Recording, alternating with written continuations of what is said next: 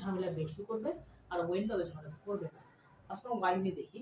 ওয়াইলের ক্ষেত্রে যখন আমরা দেখব ওয়াইল, এটা হচ্ছে রুল 1 যখন আমরা ডিরেক্ট যদি কোনো ভার্ব থাকে,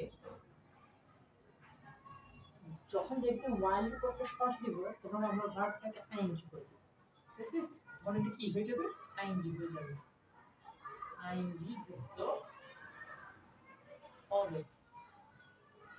যেমন দেখেন আমি যদি বলি ওয়াইল, এখানে ব্ল্যাঙ্ক দিয়ে দিয়েছে গো টু দ্য মার্কেট।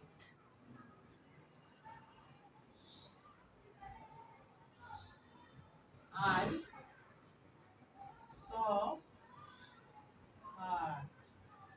দেখেন এখানে while এর পরে ডিরেক্ট একটা ভার্ব কি আমার প্রশ্ন দেওয়া হয়েছে, তাহলে আমি কি বলছি while এর পরে ডিরেক্ট ভার্ব তাহলে এটা কি হয়ে যাবে? আইএনজি যুক্ত হয়ে যাবে। এই আনসার কি হবে? going. Let's move on. हम while এর রুল শুনি।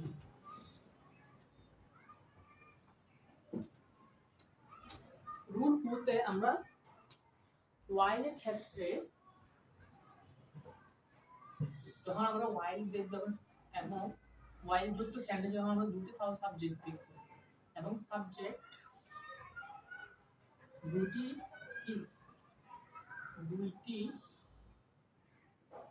ভিন্ন সাবজেক্ট থাকে,